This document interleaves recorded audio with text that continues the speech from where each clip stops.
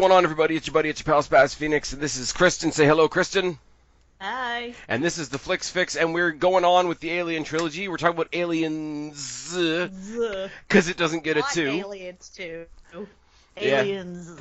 Yeah. Aliens. Well, the 2 got flipped. I don't know. How we feel about this movie? I guarantee you, it was better than the first one, right? I am way less negative about this one than I am the last one. You're not coming into this like, people are gonna hate me. Travis told me that my opinion is very different from Rotten Tomatoes on the last one. Oh, is it high on the first one? I think he said it was 98%. Yeah, I mean, I think a lot of that is like from at the time, it was like groundbreaking at the time. That they weren't expecting somebody, a lot of years later looking at it for the first time. Now that we've had so much other movie history after it. But I'm about to look it up just to confirm, so keep talking. All right, no, I was just going to say, I'm going to sort of back up what I said in our last pod, which is basically the Alien trilogy suffers from a little bit of Terminator syndrome, where you kind of have to suffer through the first one and then get to all the fun that's in the second one. This one was a lot better. Spaz was right. It is a lot more, and it's not to say, oh my god, it's going to blow your socks off either. I just 97%. Oh, that's Aliens. Sorry. Hang on, gotta look up Alien. 97% on Rotten Tomato. There you go. For Alien. For Aliens. For Aliens. I think it's going to eventually become like an extra syllable. It's like, are we talking about Alien or Aliens? The cast in this one. 98% for Alien. The first one. On Rotten Tomato. Nice. The cast in this one is a lot more fun, though. 94% for the audience. I am in the minority. But anyways, I like this one a lot better. There's a lot more fun with the cast in this one. Sigourney Weaver, obviously, not being, like, having to go through that arc all over again, where she's, just random worker in random situation that had to become a leader. Like, she's sort of already there. Like, I'm going to tell you what's going on, kiss my ass type thing. I mean, Paul Reiser... My favorite thing is that the guy is like, I'm going a little into the movie, but the guy is like, all you have to do is advise. And if I were Sigourney Weaver and I had fought those things before, and people didn't believe me, that they were real, and all of this bullshit, and you're holding my job over me, and all that shit, I would have been like, fine, that's all I'm doing is advising, and I would have stayed the fuck on the ship. Well, this is what I was going to say. Like, if all you need me there for is an advisory capacity, here, give me a computer, I'll write you some pamphlets, and you can fuck off. But no, the cast, we said when we did the Godzilla trilogy, the cast in the second one, being Kong, had a whole lot of actors that were really, really fun. In this one, they're sort of from all over the place. Sigourney Weaver obviously carries over from the first one. Paul Reiser and Bill Paxton both have, like, comedy backgrounds, if you're familiar with them now. Lance Henriksen, who plays Bishop, is in a lot of different weird shit, and always plays a little bit of a weird character. In this case, it happens to be an android. And Carrie Henn, I don't know what the hell else she's in, but she plays the Rebecca/Newt character, and she's one of the best characters in the movie. She is. She's potentially. She's like one of my favorite characters in the movie. I mean, she's like, you're all gonna fucking die. when they're all trying to make a plan, and she's just sitting there in the corner like, it won't make any difference. Jesus Christ, kid. My favorite thing is when Sigourney Weaver's like, they're here to protect you, and then, like, more than 50% of them die, and they get stuck on the planet surface. She's like, oh, remember, bitch, when they were supposed to protect me? Yeah, how's that going?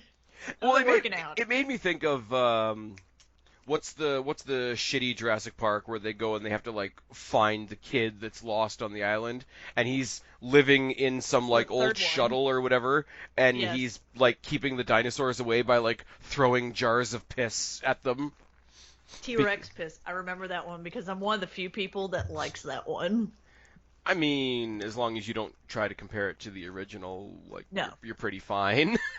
But it's very much like that here. Like, you have to kind of laugh at the the only survivor is this like 10-year-old kid walking around with their creepy Sid-style doll head. And we'll get to the doll head because the doll head plays a lot of good comedy shtick in all this. We're gonna get to this. You and I saw different cuts of this time around. Yes, I did not get a hold of the director's cut. Boyfriend gets them on a thing, and so So you get what it you wasn't get. until partway. We were partway through the movie. I'm like, wait, is this the director's cut? And he goes, let me check. Nope. And I'm like, well, oh well. Well, I'll tell you something. In this case, I think you're better not, because there's a big added-in chunk here that I actually think takes away from a little bit of the mystery of the movie. So it's not necessarily a bad thing. But also, getting back to the Carrie Henn character for a second, it does change the dynamic of a movie like this when you do have a young person character in the mix, because there's somebody that all the adults are arrogant enough to think that they're going to protect, but there's also a kid that doesn't bullshit, where it's like, no, you're all going to die. Like, you're trying you're trying to tap dancing. She makes me think of. That's why I was trying to run away from you. I had this shit locked down already. Didn't need your fucking help. She's got her little hiding space in the garbage area, like Star Wars style too, which is kind of cool. It's weird though, because she's a good character, but like the way she speaks to them, and it's all like quiet and like sort of matter of fact. It makes me think of the like Red Queen hologram from the Resident Evil movies, because there's no inflection, there's no really, really, really excited, really, really down, really, really happy, really, really sad. It's just like, you are going to die, and that's just how it is. I mean, she's only been traumatized by her whole family being killed. I mean, the entire much like the Jurassic Park example, like the idea that she's the only one that's still alive is one of those. It's a movie. You just go with it and move on. Hey, sometimes that shit happens. Yeah, but I mean, It's looking surviving in the wilderness all the damn time. Yeah, but if you're a dinosaur or an alien, like Newt's like a really good appetizer. Yeah, if they could get to her in that tiny space. I mean, the chest bursters are small for a little bit. Now the That's true. problem is if they go down there small, they grow really quick, and then they wouldn't be able to get out. So it's like you got to make that appetizer last. You got to like learn portioning, and that's really difficult for some people. Anyways, not talking about myself, obviously, because I am talking about myself. So we start the movie right on the tails, or what looks like the tails of the last movie. Now, this movie, in actuality, came out about 7 years later. I think it came out in 86. Yes. So it came out in 80. Yeah, it did come out in 86. Nice old gap of time. It's not like, Marvel that we talk about so much, where we're going to get 3 or 4 in a year. This is back in the day where you potentially waited 10 years for your sequels and whatnot. But you find out eventually that it's been a lot longer than that. But we open it up, and it is kind of like the last one, where we start with the quiet, the dark, the sort of panning across space, panning through the ship where she's in. It's all sort of exposition through machine, because they start realizing there's a proximity alert and somebody else is picking them up, and eventually they pan over her shuttle as they're searching it. And the random dickheads that have found her ship, as soon as they see there's a body on board, one of them's like, oh shit, there goes our salvage. Basically, oh shit, there's a survivor. Gosh darn. I like the idea that they're honorable pirates, that they're like, I mean, we can't steal shit on here if somebody's alive. Yeah, but imagine being disappointed that somebody's alive. Like, I know that that's me being super humanitarian about the whole thing in a sci-fi movie, but it does. Was like, what thought? So you and I had very opposite opinions, because I was like, what thoughtful pirates? They're not gonna rob a bunch of shit if there's somebody still here. Well, it's like the two maintenance guys in the first movie, when, like, no matter what the new development in the story is, it's like, so when we get paid? Do we get our shares? This is like the do we get our shares of this movie, and it's over pretty quick. Now they have the Ripley wake up, and probably if you had seen the first one and you've waited this long for there to be a sequel, Probably something that scared the shit out of you right quick. She has the immediate wake up, fake out, almost chest burster thing. She's talking to the Well, nurse. and this is when the guy tells her that she's been asleep. She's been out for 57 years. Yeah, 57-year cryo sleep. And he comes in with the fucking cat. I like that the cat stayed home this time. He was like, she even tells the cat, like, you're staying home for this one. He's like, he gives her this look like, fuck yeah, I'm staying home. He's kind of a dick. This is the Paul Reiser Burke character, and Paul Reiser, go way back in the day, look at shows like Mad About You, look at other like small comedy movies that he's done. He is the perfect actor, I think, to play this wiener, like company man character. He comes off so arrogant. He makes me think, for the wrestling fans out there, which is probably most of you, he makes me think of Michael Cole a little bit. In the like, yeah, a little bit. That makes a lot of sense. He's slimy. You don't really believe it. He's probably a good guy somewhere in there, but he's gonna feed you whatever. And then he starts telling her the situation of, it's just blind luck that a salvage team found you when you did. You could have been out there forever. You coasted out of the systems, and it's just blind luck we found you. You're lucky to be alive. And then she has another chest burster nightmare. She goes through this big thing, like after she found out that she's been asleep for 57 years, the nurse comes in on their little like intercom, like FaceTime thing, and asks her if she wants some meds, and she's like, well, no, I've slept enough. Something to help you sleep, and she Yeah. says, I've slept enough.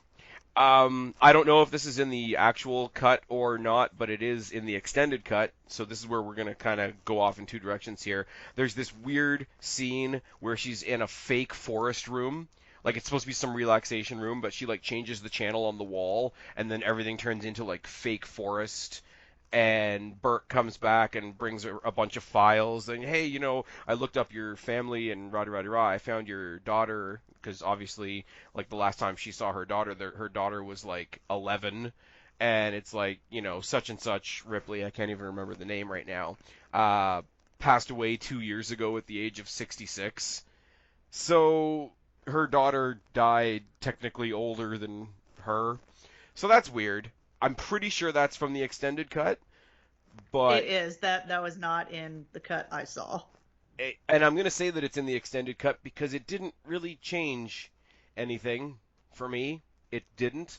I'm not against it. It's just like a little bit of extra exposition, extra, oh, look at all this sadness and sad news that she's dealing with and whatnot. When we get to some other stuff that doesn't need to be there that I know is from the extended cut, it's way more offensive than this, but this is just, it's weird. It looks tacked into the movie because the whole scene, the way it's shot, the way it's filmed and everything doesn't even look like the rest of the movie. So extended cuts, not always a good thing. But That was definitely in the extended cut because I did not get that scene at all. we go to her hearing about what happened to the Nostromo, the destruction of the ship itself. She tries to explain the events of the alien invasion, about settling down on LV-426, how they think she blew up the ship for reasons unknown, and there's no signs of the creatures that she's described on their planet.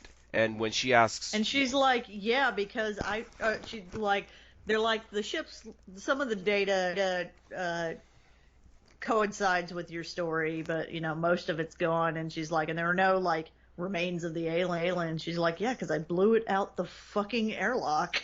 And it wasn't from there. It was a derelict ship. We honed in on its beacon. It wasn't from there. We just found it there. But when they say some of your story applies, they're really doing it sarcastically too, with the well, you guys set down on that planet, we don't know why, and then you took off, we don't know why, and then you blew up the ship, we don't know why. Like, so some of your story matches up, being assholes, but none of your story they're matches basically up. They're basically doing the you lost us millions of dollars thing. Yeah. And as they're leaving and she's all frustrated or whatever, and she just pulls one of them aside and says, why don't you just go and look there? And the guy's like, people have been living there for 20 years. They've never reported any hostile organism. And what does he say? Like, there's 50 families there? And she's like, well, fuck. 70. I think he said there's like 70 families. Yeah. Well, when he says the word families, though, because immediately if you say families, you think kids. And she's thinking, okay, these kids are going to be alien snacks. Well, now that I'm thinking of that, I can see maybe why they put the scene talking about her daughter there, because then that kind of puts her in the mindset of families. I can also see why it's not needed. Yeah, but I think you get that later on with her when we get to the point of her interacting with Rebecca and Newt, and she talks about her daughter at that point, and she talks about the families that were there at that point. Like I say, maybe if it was done better, maybe if it looked like it remotely fit into the movie, but it feels like they cut and paste a scene out of another movie. That's just my opinion. You feel like it's tacked on. Yeah. It is really, like, even, like, the coloring, like, I hate to go down to something as simple as, like, the videography of it all. Like, it doesn't fit the theme of the movie at all. It's jarring. At the end of this trial that they have for her, they tell her basically, your license is suspended. We're going to find you some job somewhere else. But hey, you should thank us. We're not going to give you any criminal charges for blowing up that ship and saving your own life. Then we have the other part, and this is the part I know wouldn't have been on your copy. We do flip to a scene on LV-426 at the sort of settler camp area called Hadley's Hope. It's all owned by the Wayland Corporation. There's training videos going on everywhere. There's Wayland logos on it. Wayland is basically the company from the last movie. Their branding is on everything. There's families everywhere. Like, there's people trying to do, like, space work, but, like, other people's shitty kids are, like, riding around on tricycles. And then you meet Rebecca and her brother and her parents, and they all go out on a nice little family exploration, and they find the ship from Prometheus that we saw very briefly in the last Alien movie. Yeah. I find it very ironic that, like, they've been there for 20 years, and now that Ripley wakes up, they haven't found it. That's when somebody finds it. I mean, because movie, right? But also, yes. I don't need to be, like, because I've seen the original, like, way, way, way back in the day before I bought the versions that I had. I used to have this on VHS because I'm old, and now I'm watching this on a relatively new Blu-ray set that I have. Knowing that I've seen the originals and knowing that this shit is not in there, and knowing that we're going to hear Newt talk about this later, and there's certain things that are more effective if you have a terrified person telling you about it than just, here's what happened. Didn't need that. Didn't need that. Should have clicked on the theatrical version link on the thing. But it's I'm sort of blasting through it because I really wish it wasn't there. So we basically see what Rebecca tells Ripley about later. We go back.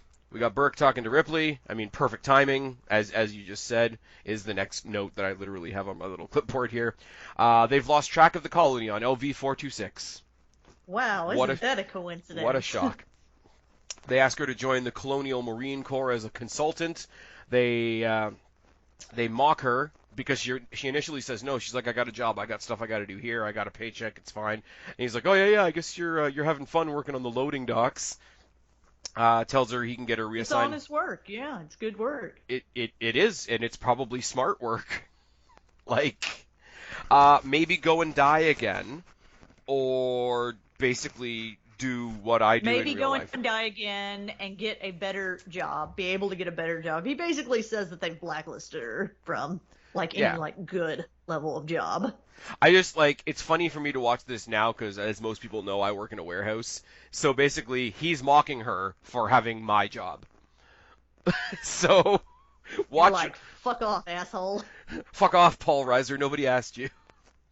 Tells her she can get her flight license reinstated if she goes. Uses her psych evaluation against her, which is kind of shitty. Tells her that he knows she hasn't been sleeping, and she says no.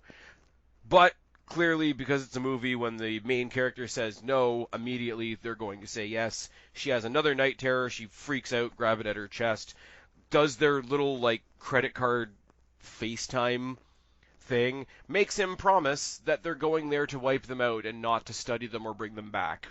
Which, I mean... Clearly is what... Yeah. Yeah.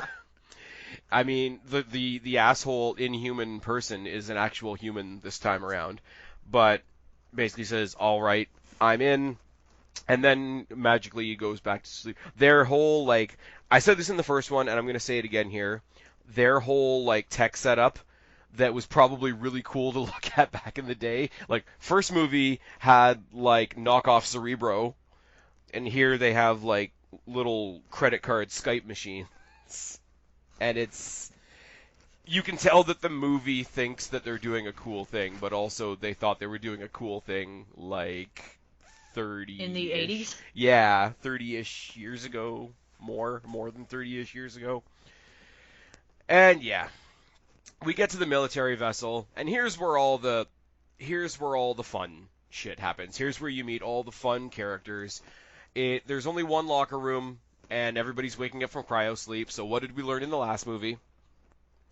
Everybody has to be in their underwear. There we go! Everybody's in their underwear. Everybody wakes up from cryo sleep. We meet all the military officers. There is a fuck ton and then some of all the macho BS of every 80s movie ever. They're all like fucking, like, I know, not to stereotype all people in the military, because there's a lot of them that are great, but think of the most stereotypical grunt, like grunt, Marine, Army men, whatever. Think of that, and that's what they all are.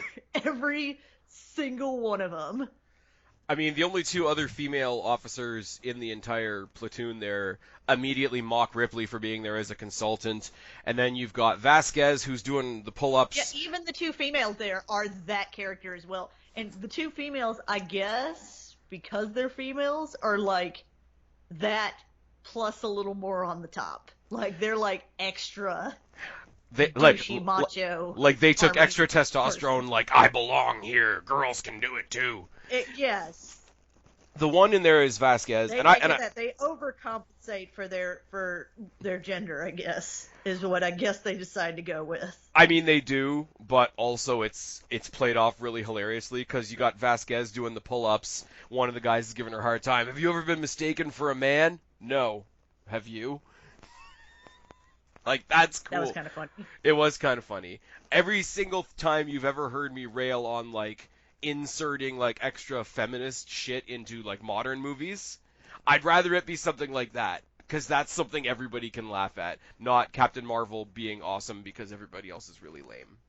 So a lot of people that I've talked to about this movie thought that, like, all the jokes like that would bug me. And no, I'm like, that's where it's badass. That's where they're, like, leveling up and, like, being one of the guys and, like, throwing shots with the guys. And I love that shit. Because that's when you get into, like, Alice from Resident Evil or, can't remember her name, from Underworld, like, where they're not... I think her name is, like, Selena or Yeah. Selena or something like that. Where, I mean, they may be one of the few female characters, but they're not under that, like, we just threw in a token chick. No, she's probably going to go kill some people. It's fine.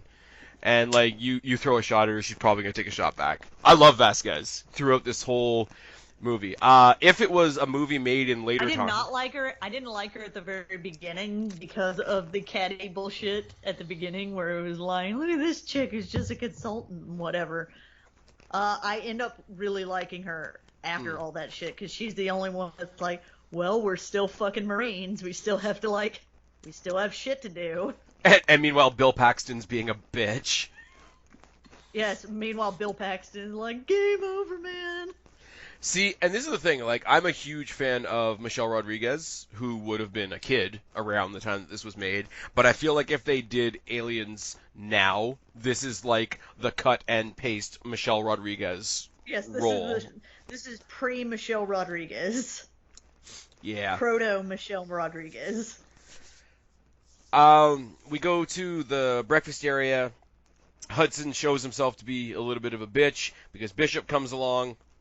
Somebody else asks him to do the knife thing. He does the knife thing, like tapping the knife between all his fingers and whatnot.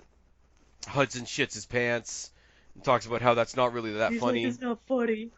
And then, like, the droid, who should have, like, perfect precision and whatever while doing a trick like that, ends up cutting himself.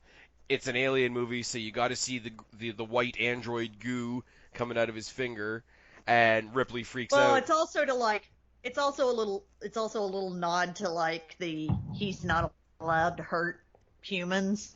Well, they get That's what they that get is. to that. They get Instead to of that, yeah. Instead of cutting that guy, he cuts himself. I mean, it is that, but I mean, like, his hand was, like, mirrored up to the other guy's hand, so not hurting the other guy should have implied it, but they need basically something to trigger Ripley, because she freaks out, because the last time she was near a droid, the droid, Because she's android racist. well, it's not a bias if you just don't want to die, and, completely ineffective rolled up newspaper hijinks aside, a droid did try to kill her. I'm just saying she's a little android racist. But I She has mean- a reason to it, but she's just a little android racist. She redeems herself in the end, but she's just a little android racist. It's fine.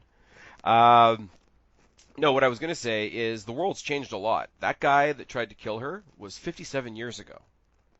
Mm-hmm. Yeah, they're like that. No, like when he tells who is it that tells Bishop? Well, they're all at the table. Oh, it's And he Burke. tells Bishop. Yeah, Burke tells Bishop like, oh, it was a model, blah blah blah blah blah blah. And Bishop's And he tries, like, yeah, but those even fuck then, up all the time. even then he tries to cover it up. Though he tries to be the company man. It's like, well, the artificial person malfunctioned. Oh, that was the other thing. The droid has political correctness because it's not android; it's artificial person. Yes, I'm like, that's right. He's this like, I prefer this might have artificial been the SJW prototype. Because he's talking about artificial person. He's like, well, last time she was on a mission, the artificial person malfunctioned, and she looks at him like, bitch, what? Malfunctioned. By malfunction, you mean He did not malfunction. completely operating under the orders of the company. She gives them the rundown of the mission. She gives them their account of the xenomorph, and basically, as you Well, and see what's funny? They start mocking her before she even finishes the whole fucking story. Like she only gets through the part where like the face hugger yeah. comes out. Yeah, but when they cut And her they off, start- their leader doesn't even let her finish. It's like, well, we've got a report on disc, so you better read it. So it's another case of like, why did she need to come? Other than Yeah, the I fact was that she's the main character of the movie. I'm just saying, if I were her, I'd be like, well, I did my part. I'm staying on the ship. Have fun, assholes. Yeah, like I said, like you could have briefed them before they left. Especially if you've got her report written down. She only needs to be there because the movie writer needs her to be there.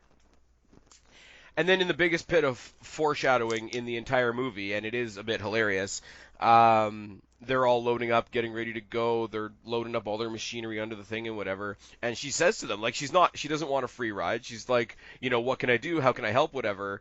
And Buddy in charge, And of course, the asshole is like, what can you do? I've been like, you motherfucker. Fine, do your own shit. I hope you get eaten by a goddamn alien. But then instead she's like, I can ride that loader. And he's like, be my guest. And the loader is basically a walking robot that comes into play later on in the movie. But, and this is where I'm going to once again lean on the guys at CinemaSins because they make a great point that I wouldn't have thought of. It is kind of cool in one respect because she makes them look foolish for laughing at her because obviously she can do what she says she can do, and they have a bit of a laugh, but it's one of those, oh shit, she can do stuff kind of laughs. But at the same time, what she's driving for them right there is sort of like the modern day equivalent of a forklift. And once again, I drive a forklift. So it's not that much of a zinger. I mean, like, they thought she couldn't do anything, and she can do something. Like, that's the extent of the zinger. But it's like, oh, she really showed them. It's like, she picked up a box. I know what you were going for with the scene, and I get what they're going for in the scene, because they underestimate her, and she's going to show them that she's, just as capable and whatever. But, like, hey, she really showed them translates to she picked up a box with a futuristic forklift. So it doesn't, even like back when I was watching this when I was younger, I was like, I mean, that's cool, and I want to ride around in that thing because it looks like a lot of fun, but it's not like she, just pulled some holdo maneuvers or something. Mm-hmm. Anyways, they land the vehicle, or they sort of drop and dash and fly away the vehicle, and I'm going to say it from this point on, I'm going to call it the Tumbler, because it looks like the Tumbler. Okay. It looks like the Tumbler Batmobile from the Nolan Batman movies. It does. It does. They do a combat. No arguments here. It does look like that. They combat drop it from the shuttle, and Hudson has his, express elevator to hell going down. And it's almost like he's like trying to be a little too macho. Like like everything he says, you want to be like, God, we get it. You have a dick. Calm down. See, and the funny thing about it is, I think he's the human equivalent of a truck with a really loud muffler. And see, I look at it the other way around. I look at it as basically he's like shitting his pants, and he's trying to convince himself that he's excited about it. And on the other side of the coin, you got Hicks, because Hudson and Hicks are the only ones whose names I really pay attention to throughout the movie, because they're the ones that end up being important. Like, while he's trying to psych himself up and convince himself that he's okay, Hicks is so okay that he's asleep.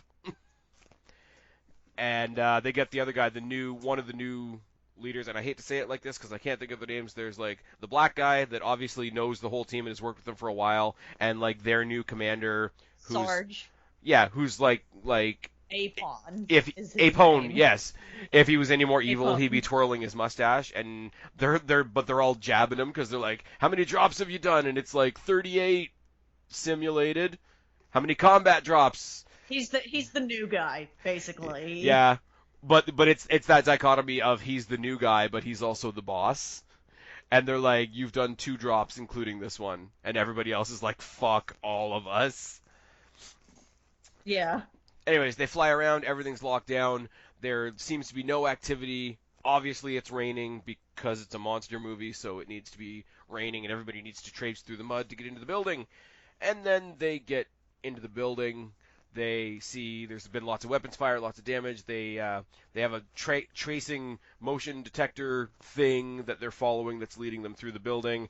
They go through a lab, they see some melted floor, they see some other things. They show where they had the culling. I was about to say, this is the scene where there's a culling of several of these guys that you don't need to remember their names. Right. The commander decides that it's secure. They thin the herd a bit. Yes. I can't read my own writing. That's really, really terrible. They come to where the colony sort of had a last stand where they've tried to weld doors together. They've tried to weld other things to the door. As they're going through the lab, they start seeing jars with facehuggers in them. Some of them are dead. Some of them are alive. They start reading up they grab a random lab report off of one of the corpses, and it's like, hey, this is so-and-so, and this is what it was doing in his throat, and they killed him trying to take it off. And it's basically all these little drop points of, like, Ripley's story actually falling into place. And if I was Ripley, again, I would just be like, as they find all this shit, it's like, I wonder. That's fucking weird. It's almost like the shit I told you was true. So it's like somebody told you that.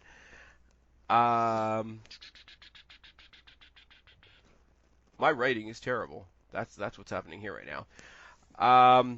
The motion detectors originally lead them into a lab where it just ends up that there are some like random hamsters and rats and shit like running around within their cages. I think that's a cutscene from the extended cut. Yes, because it doesn't. I do not remember that. Because it doesn't matter in the slightest. But the second time, the motion detectors find who they eventually realize is Rebecca, Newt, etc.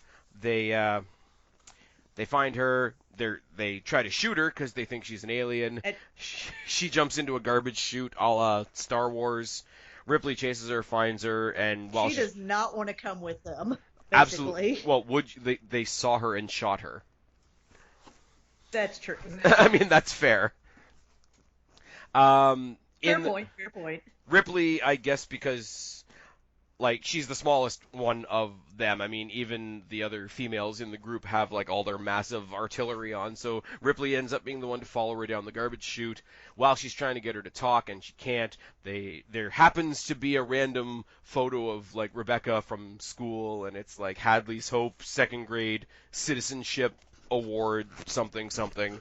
So she figures out the name, and then they get him back. They get her back to a sort of an open lab area that's basically not a garbage disposal. It's like, we found you in the garbage disposal, we found out your name, now we're going to take you to some random innocuous room that's not a garbage disposal.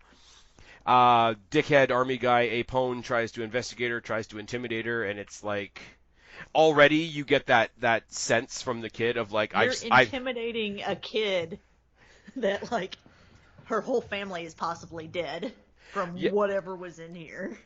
Yeah, on the one side, it shows how terrible Apone is, because it's like, how are you doing this to a kid? But from her point of view, it's like, she has been dealing with things scarier than you since her parents died. So he's an asshole, and it's ineffective at the same time. And then you get the sort of the caretaker type moment of Ripley gets her some food, gets her a little bit of hot chocolate, talks to her a little bit, helps her get cleaned up a little bit. They randomly flip to Hudson scanning for colonists, and you get the little bit of exposition that all the people living on this planet have like surgically implanted like trackers, which is why I'm never. Seems a little creepy, but okay. Which is why I'm never volunteering for a space mission ever, because no, absolutely not. Rebecca corrects Ripley on her name, tells her that she's Newt. Nobody calls her Newt except her brother. Nobody calls her Rebecca except her brother. Yeah. Sorry, nobody calls her Rebecca except her brother. Everybody else calls her Newt. This is where I wrote down in my notes too. She does remind me of the Red Queen doing the whole "you're all gonna die down here." Mm-hmm. You're all going to die down here. Like she's like, Ripley's talking to her nicely. Ripley is like night and day from how Apone was trying to talk to her. It's like, hey, so you had a brother, is he around here too? How about your parents? Where are they? And she just finally looks at her, and she has like the most adult moment in the whole movie. It's like, they're dead, all right? Can I go now? And it tells her nothing they do will make any difference, which we talked about before. And then you got Bishop investigating the facehugger, which is kind of cool, because with him being the machine and having no emotional reaction to what these things have done to the people, he's very much like Ash in the first one, as like he sort of admires it. He admires the structure of it. He admires it as being the perfect organism. I'm not going to have that Freudian slip again. Okay. I just think it's a really, really nice callback that the droids, the people fear these things. The people either want to study or kill these things, but these droids that don't even have a human thought process know enough to admire the creatures that they're up against. So Ripley's trying to get the information from the kid, and Bishop's trying to get the information from the creatures themselves, and all the grunts are sitting around doing grunt things. And I guess being space marine badasses. Well, no, they're not doing that because a lot of them got killed. Yeah. They've come down from their douche level has dropped immensely for a lot of them. Yeah, I mean the first big since the culling. Well, I was gonna say the first huge culling comes because Hudson has found all the remaining colonists, and they all happen to be. That's right. No, they're still douchey at this point. It's only after the culling that the douche level goes down. I mean, it's so weird though, and we talk about, like, we joke around like, because movie, this happens because movie, this happens because the writer wanted it to happen that way, but all the colonists, due to their little tracker implant bits, are all in the same place. It's all wonderful. So some of them are going to go down, and they're going to go round up all the colonists. They do that typical like action movie load up sequence where they're all picking which guns they're going to use.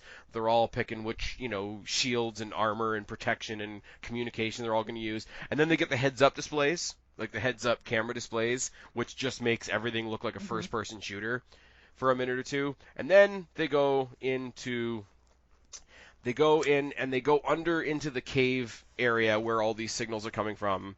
Ripley has to point out to them that they're under a heat exchange, so they can't use any live ammo. Oh yeah, Because they of can't course use any they live can't. ammo. As soon as, so this is the part. This is the first part where I'm like, that guy's dead. This was the first time, and they hand all the ammo to the black sergeant guy. And as soon as they handed him all the ammo, I'm like, he's dead. Something's gonna get him, and there goes all the ammo. But see, here's what I don't understand though. Like they're going to cause an explosion or a fire of some description because they're right under the heat exchange. They can't use live ammo. But they can use flamethrowers. Yep, but they could use flamethrowers. Like that's the thing. And I think The it's flamethrower won't pierce any piping. It's my only guess. I mean it could damage. I mean I'm not a heating and cooling specialist, but I'm going to guess that it won't be good. No, probably not. The Just taking a guess out there. But yeah, as soon as they're handing him all the ammo, I'm like, well, you're dead. But I think it's funny how much none of them give a shit what Apone say either, because you got Vasquez and the other guy with the really, really short blonde hair. And it's like, always stay prepared. Like, they hand over, like, a bunch of guns. They just reach into their pants for more guns. The guy's got, like, his sawed-off shotgun after he hands over all his, like, cool space military shit. He's got a random, like, shotgun, 2-barrel shotgun. It's fine.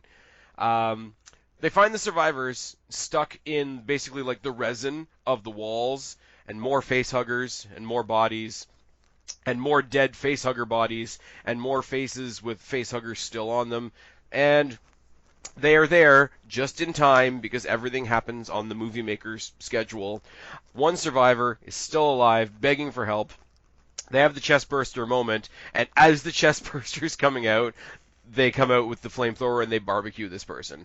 So that's probably, I'm going to throw it out there as probably one of the most horrific ways you could die. Like another species just burst out your ribcage and then you get barbecued. There are nicer ways to go. There are. There are very much But nicer at least ways it's to go. over. Yeah. Full-size xenomorphs, like literally, like, I don't even know how to describe this, because they're in the walls. And to see them shift... They like come out of like, it's almost like this is like a nest of some kind, and they like come out of the nest, basically. Oh, I mean, that's literally what it is, but the only... and this is not a very good comparison, I'm going to say that right now, it would be like going to a museum and looking at the art on the walls, and then the art starts to move. Because that's how entrenched they are with their surroundings and all that. Because everything is very slow. It's like in the first one where you have the alien like sort of hanging up in the dark ceiling area with where the chains were, and because it's black, you don't see it right away. You see the chains moving, but you don't necessarily see it right away, and then it falls. This is very much the same way, but literally they've made up a wall of their own bodies. And there's a lot more of them this time. It's not just the one. Yeah, well, it's an entire nest, right? Like, their nest has also been surrounded by a nest of host bodies. Hence pluralizing the title. There you go. Aliens. That's why they rotated the 2 into an S. Wasn't that clever? So clever. So, because I don't know names, I just wrote down names as they died. Somebody named Crow died. Somebody named Rosbowski dies. Apone dies. Somebody named Drake dies. Vasquez opens... This is when the culling happens. Yeah. Vasquez opens fire with the big fucking gun, and the other guy who's watching them from afar, from, like, the command center, is, like, losing his shit. Not because all these people are dying, but because they didn't take his commands properly. And then he, like, fully doesn't know what he's doing. He just sort of sits there blank. He sort of looks like the captain on the Titanic when the Titanic's sinking and he doesn't know what to do. But, like, Ripley basically grabs the headset from him and says, you need to get out of there. Like, we're going to come find you, like, whatever the case may be. Shitty leader... I've just got in my notes, shitty leader guy argues with Ripley about the lost communication. And then Ripley just takes command of the Batmobile. Because this guy's, like, frozen in place. Breaks through the wall, blows a couple of their brains out as she escapes. They run over. They have this really cool shot, and it doesn't help anything. It's just one of those things in the movie that's like, I don't care. It doesn't matter, but it's cool. As they're making their escape, they have a close-up of the Batmobile's wheel just crushing one of the heads. and it just like the head, because they hit it with such force, the head just looks like it's hollow, other than like the acid blood coming out of it. Mm-hmm. And everybody's all Yeah, like, wouldn't the acid blood get on the? Oh, never mind. Keep going. they run over one, and everybody's like losing their shit in the. Oh, I have to come up with what it's actually called, but I'm still gonna call it the Batmobile. Everybody's losing their shit. Everybody's like tending to their wounds and whatever. And Newt's been sort of like knocked out of the passenger seat. It just says armored personnel carrier is Ah. what they call it in the. It's still the Batmobile, but I think it's cool once They again. just call it an APC. Like, And what I was going to say is, wait, they ran over it and it had acid blood. Wouldn't that like eat through the thing? It does, because then at some point, Hicks is like, Ripley, the thing is broken. Like, stop. oh yeah, because she's in like autopilot. She's got it floored to get as far away from there as possible. It's like, you got to ease it back. You're just grinding metal. But I just love, and it's a little, again, it's those little things, and it's why the kid is one of the best characters in the movie. Like, she's surrounded by all these like tough ass military guys that just got their asses handed to them. She fell out of her seat, but she's there with somebody else's helmet on, just giving Ripley a little thumbs up, like, I'm good, I'm cool. I'm good. We get back to they're really nondescript places. It's just like whatever room they can find where they can all be, where they don't think any aliens are. Ripley obviously makes the suggestion of nuking the site.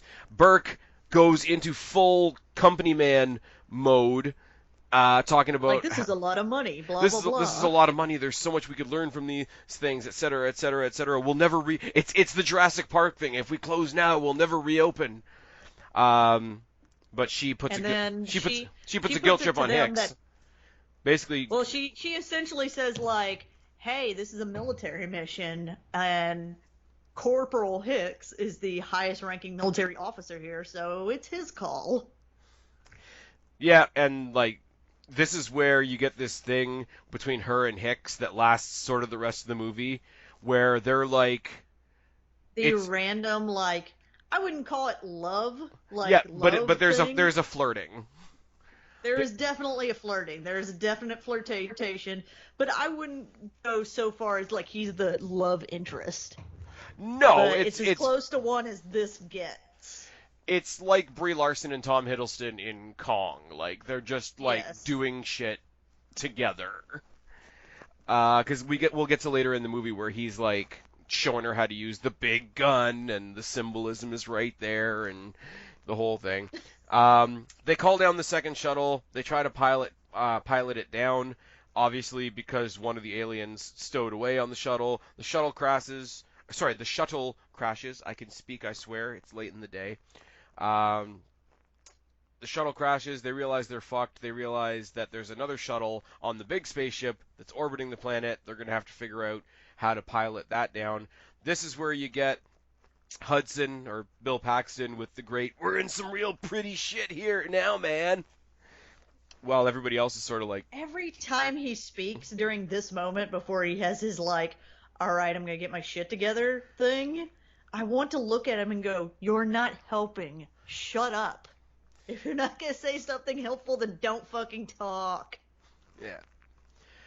The people that are functional and not losing their minds, they start recounting their ammo, seeing what they have left. They don't have very much.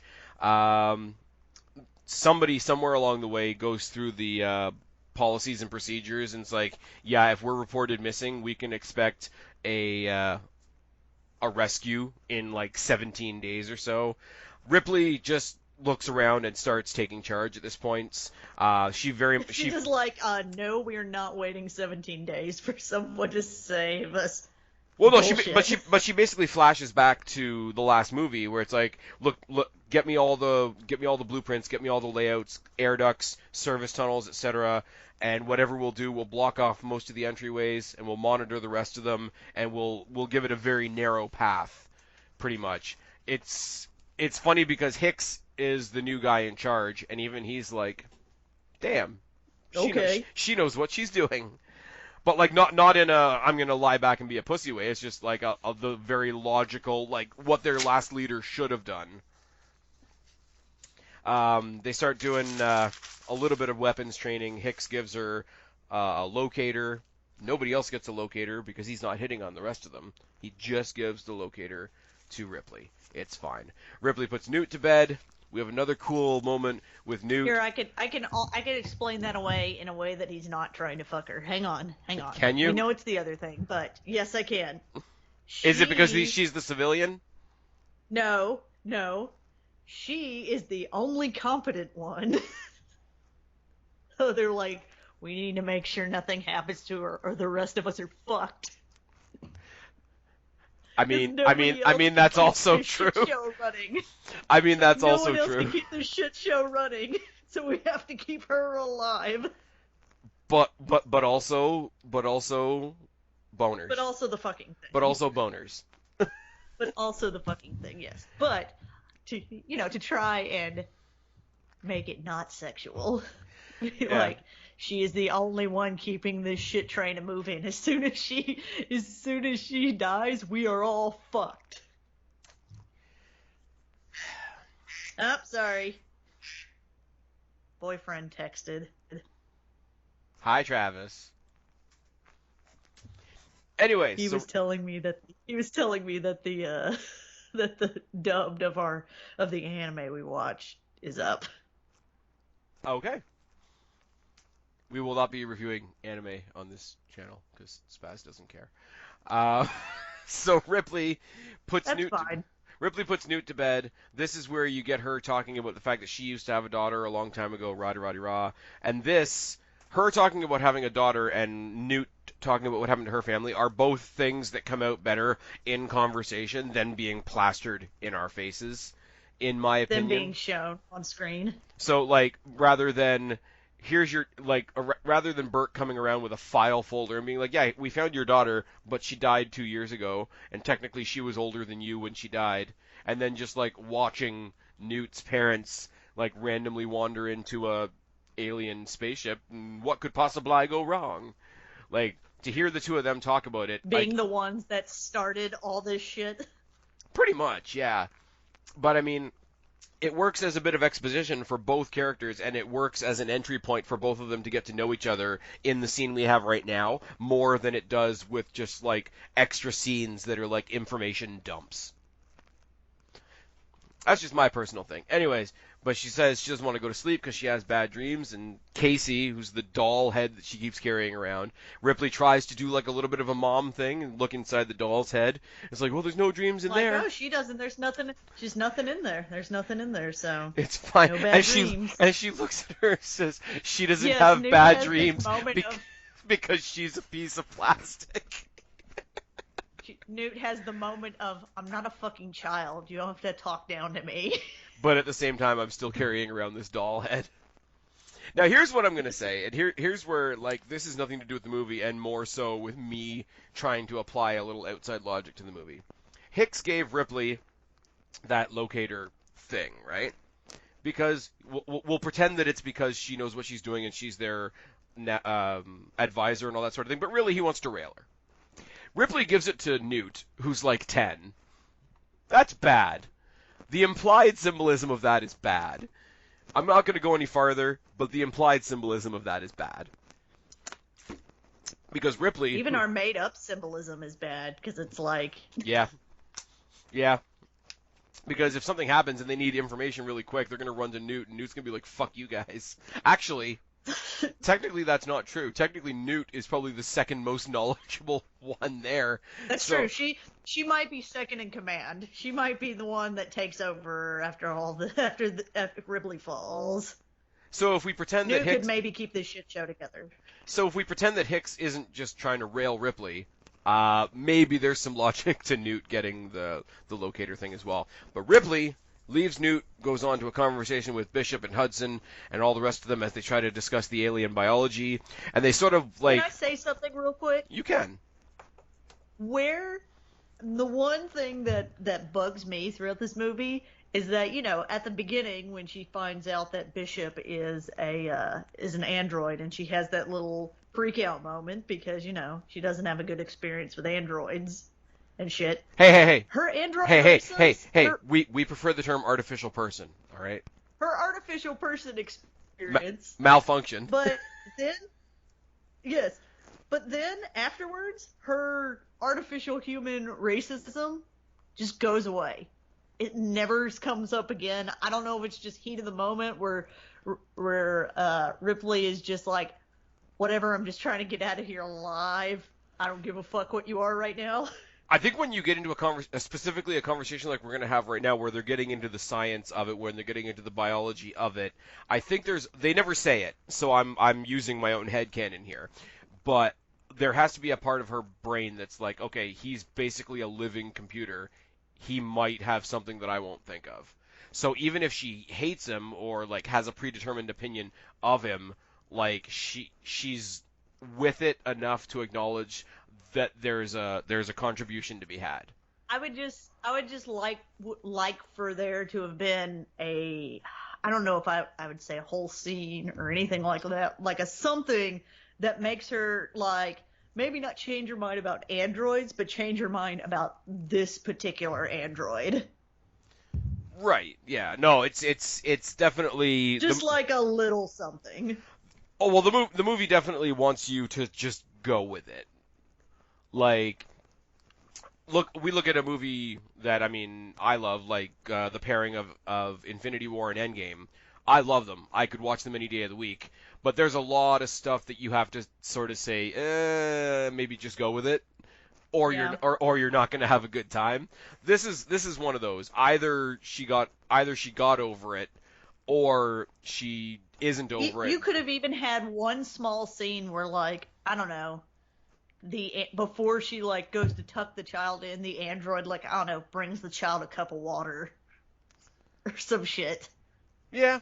Like something that shows something that there's like a small moment where she sees he has, quote, a level of humanity, I guess. I don't think it could have been a really small thing. I wouldn't say it's like absolutely necessary, but it did bug me that it was like, all right, I guess we're just fuck that whole android racism thing. I don't think it necessarily has to prove itself as human as much as it needs to prove that it's not operating in the negative. Like, it's not operating on behalf, because Ash, like, as much as Ash becomes the villain in the movie, Ash wasn't bad. Ash was programmed to do a thing and did it. Yes. So like, or it could have been something as simple as when they're talking about how to get rid of these things, like, because I think at some point, I'm pretty sure Hicks at some point is like, oh, we could take 2 of them back or some shit. The android being like, we should not do that because they are killing humans, and my programming is that I don't want humans to be killed. There you go. Something like that. Because then that would have made her go, oh, okay, you're not one like him. Yeah, no, it definitely does. It definitely does leave. It's not it's not a huge sticking point for me. I just wanted to bring it up. No, you are right. It is a reasonable hole, but also like you get into a situation like this where you're on another planet with a limited amount of allies. It could be reasonably said that she's just like, she doesn't have a choice. Whatever it takes to get off this island, get off this planet. Beggars can't be choosers type thing. Yeah. But she does join Bishop and Hudson and the rest of them, and they start talking about the aliens' biology. She starts telling a bit of the story. They start putting it together as like a nature story. The eggs hatch. The eggs have the facehuggers in them. The facehuggers plant the xenomorphs in the humans, and then they bring it back to, well, who's laying the eggs? And then they say, well, what about bugs and ants and shit? Like, they all have a queen. Ripley tells Bishop to destroy all the samples, but he can't, rather, because Mr. Burke has ordered the samples brought back with them to the company. Which brings us to the big sort of reveal. As Ripley and Burke argue, because Ripley has found out that all the settlers on LV-426 at Hadley's Hope that went out to why can I not find words today? That were sent out to as an exploratory team to explore the ship were actually sent out by Burke, and she has the records to prove it, and they have a big blowout over that. It's really good in one way because it just underscores what a slimy asshole company man he is. But it also kind of tears that loophole of like, it also kind of destroys that loophole of, oh, you were out here this whole time and you didn't go over there to find this thing. Yeah. Oh yeah, we've had people there for 20 It's years, and really they've never reported any hostile organisms. Yeah, it's because you didn't tell them to go over there. Yeah. And it's kind of funny too. Like this does put a little bit of a dent in the Bishop argument, though, because for Bishop to say like, I want to destroy all these samples for you, but I literally can't because, and here's the guy that told me to do it. Like he's very, I guess, for being a non-human, he decides to be pretty open about where the orders are coming from as sort of a counter to Hmm. Ash. So maybe there's your first little That tiny was that step. was my that was my small thing. Maybe I wanted something a little More. more, You but wanted more, I mean yeah. it's not a big deal. They start hearing the He alarms go gets off. he gets his big redemption moment. I guess he doesn't need redemption isn't the thing I was looking for, but his big moment near the end of the movie. Basically, his proving point. Yes. Um, so before, we didn't really go into this too much before, but when they started sealing off all the vents and tunnels and pipelines and all that sort of thing, they left two open, and they have automated sentries with guns on them. Basically, something goes in front of it, they get shot automatically. The alarms go off, the alarms go off, the alarms go off. They're shooting in the tunnel, shooting in the tunnel, shooting in the tunnel until they're out of ammo. And, like, that wasn't going to happen. And surprisingly, I'm gonna make another comparison to Jurassic Park here. When I don't even remember which one it was, but when they find all the raptor claw markings on the various fences, and it's like, well, they didn't attack any one spot more than once because they were testing it for weaknesses. The So first one. That's the yeah, first one. so you figure, okay, how many xenomorphs are there at this point? They've sent a couple out there as sort of the canaries in the cave to sort of suck up all that ammo because eventually ammo is going to run out. Um, they recollect. It is very much like the first one where they go and they try something and then they recollect and they go and they try something and they recollect again. So they recollect again and they know that on the Sulaco, which is the ship that they were on that's hovering around them out there somewhere in space, there is a second shuttle. It can be remotely piloted, but they don't have anything to transmit the signal. They have to use the colony transmitter, which obviously is nowhere near them, and somebody has to go through the pipes to go and get it. And Bishop volunteers, which is another little, hey, he's taken one for the team as the artificial person, and he It's does. the one point where the one point where my boyfriend's like watching and they put him in that little tube. They put him in that little pipe, basically. Yeah, He's like, holy shit, he has to do that for 45 fucking minutes. yeah, Because I he's don't. basically like just able to move his like shoulders and do like Yeah, a stomach crawl. he's doing a 45-minute shimmy, and he's pushing the box in front of him because it's got all the control bits in it. He does have a bit of a funny line there where he sort of like acknowledges what other people think of him, where he volunteers, and Hudson's like, yeah, Bishop should go, man. Yeah, man, good idea.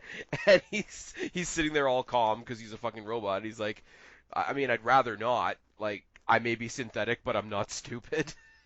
Yes. Which is good. I don't know, and I mean, I guess it's so that.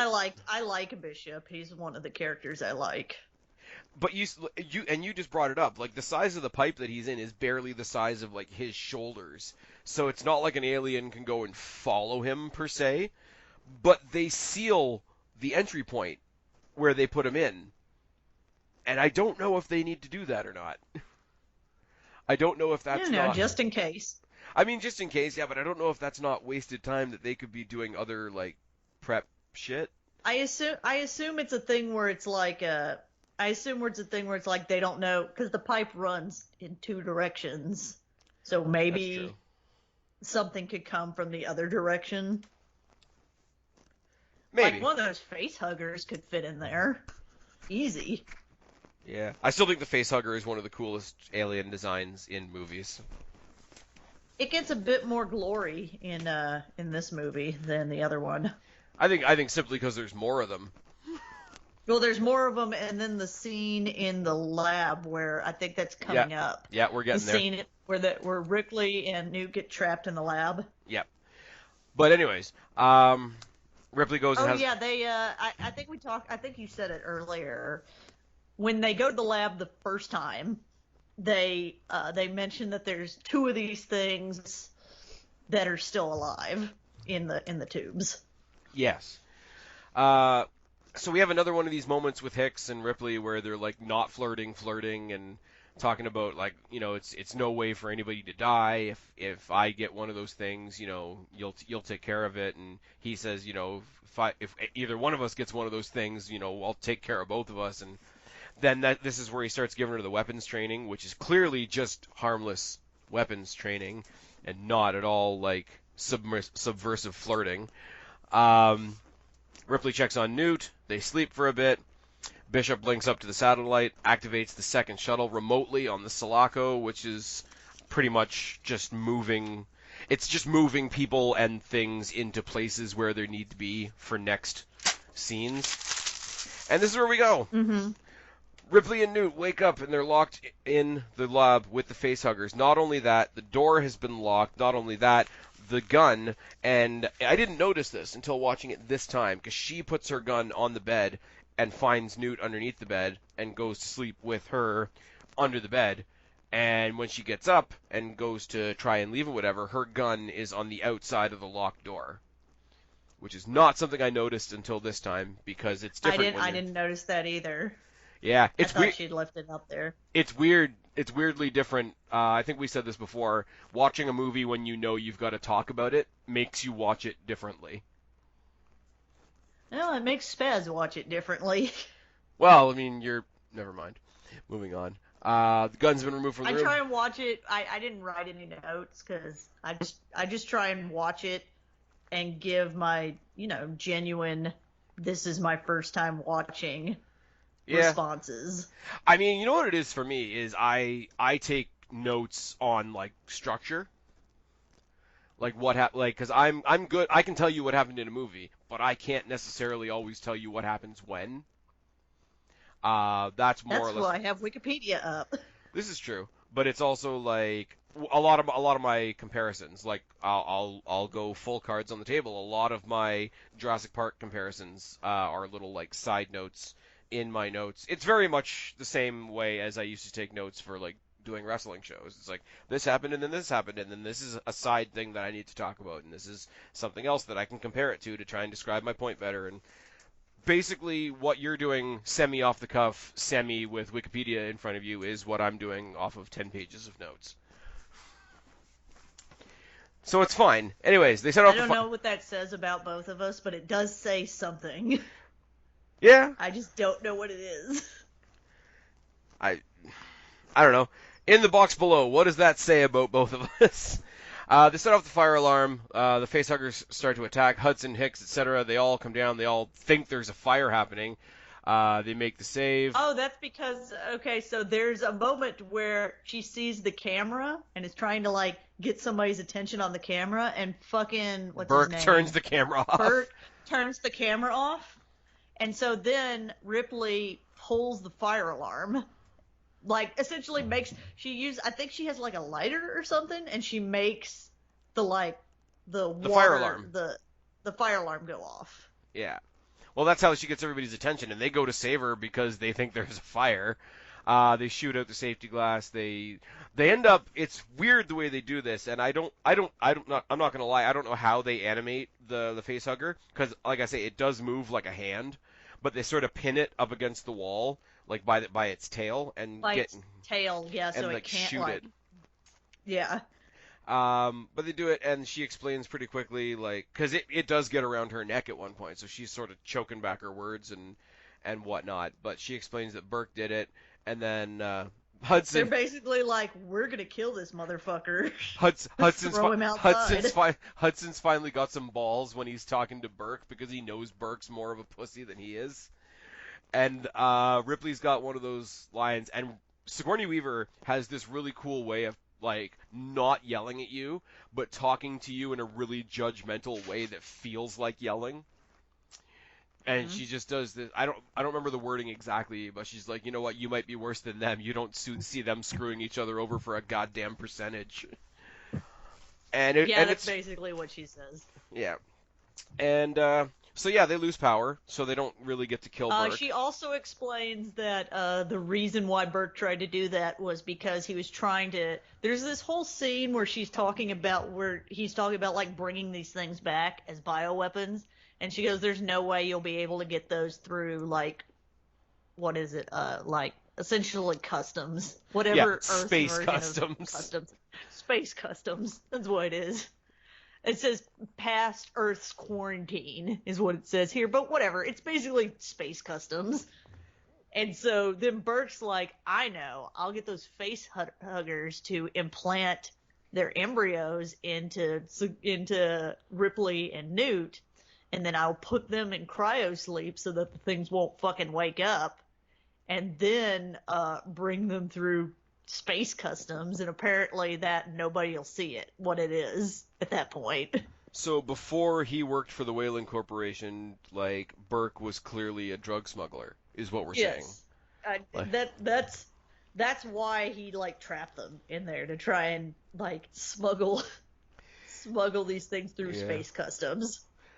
Those movies where you see, like, you know, big tough gangbangers, like, smuggling their drugs in teddy bears. They want to turn Sigourney Weaver and Newt into, like, big human teddy bears. That's really bad. That's really, like, the downfall of human behavior. I remembered a lot more details of this movie without looking at the Wikipedia than I thought. That's good. I mean, it's going to have more impact on you as well, because you haven't seen it before now. And I'm trying to edit out the stuff I didn't want to see from the extended cut, which isn't a bonus in this case. So we're all coming at it from a bit of a different angle. Anyways, right as they're about to kill Burke, they do have a loss of power. They try to make their way through, try to find somewhere where there is power. They all have... Oh, they have this really cool, tense moment where they're watching the motion detector. They're stuck in the back of a room. And they're like 6 feet, 5 feet, 4 feet, and eventually they're like, it can't be 4 feet, that's in the room, and they all fall from the ceiling. And no, because one of them goes up and gets on like something to make them taller and lifts up essentially a ceiling tile.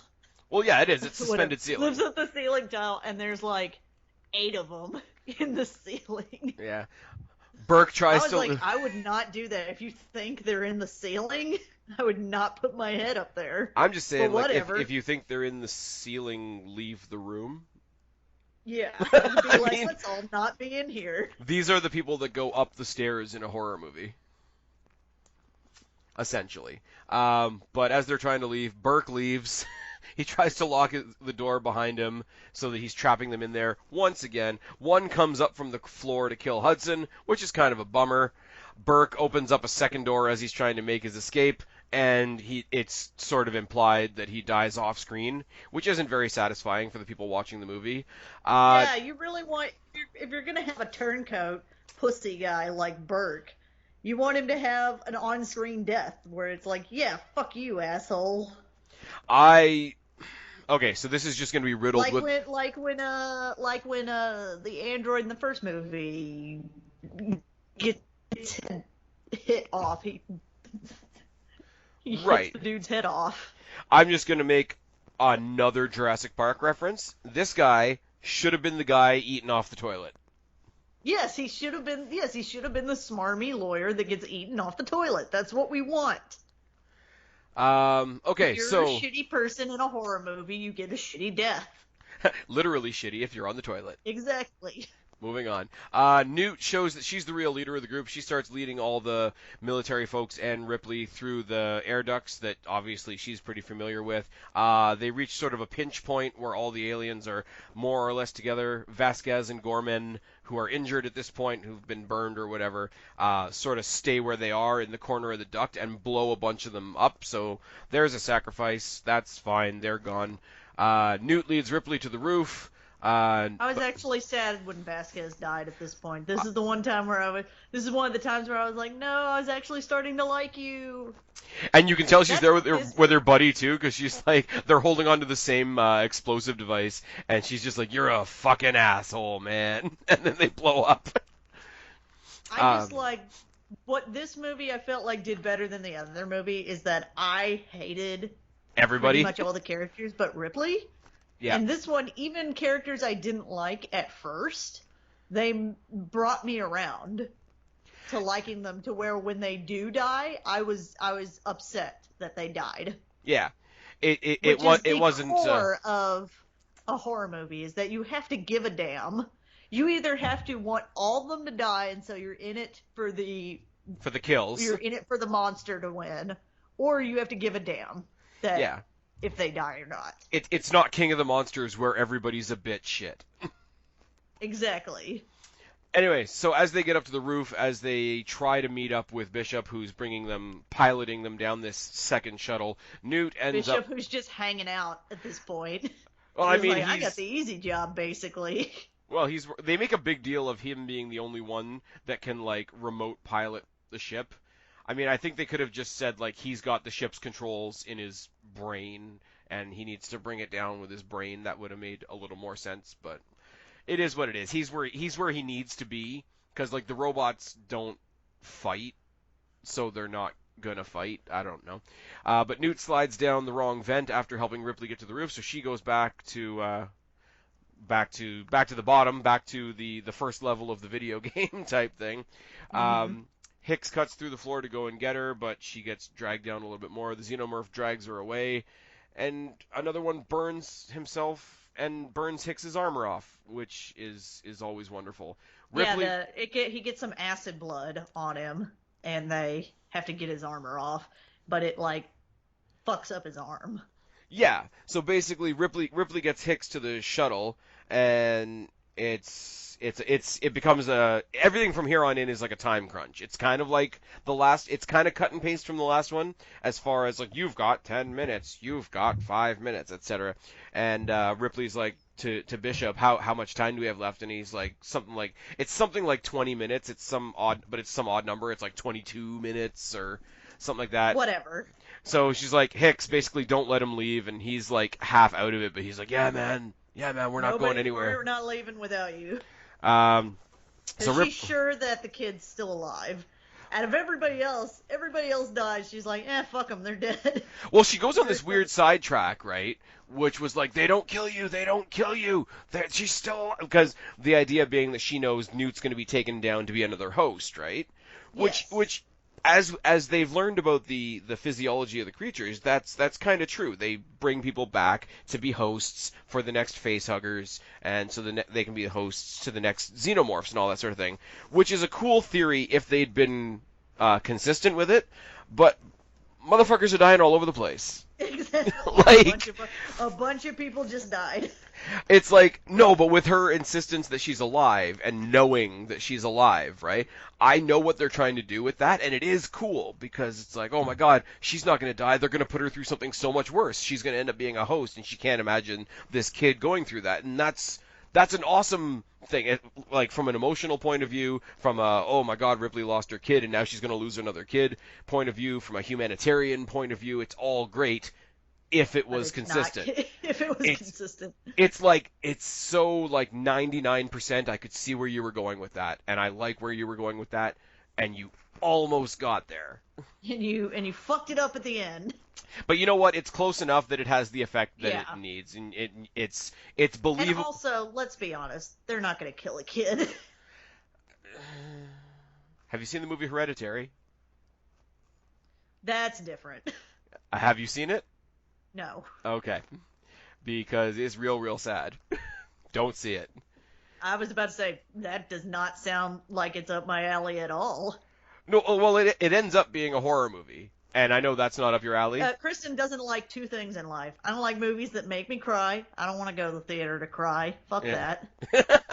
Shit happens in real life that makes me cry. I don't want to pay for it to happen. Looking outside our windows right now makes me cry. Exactly.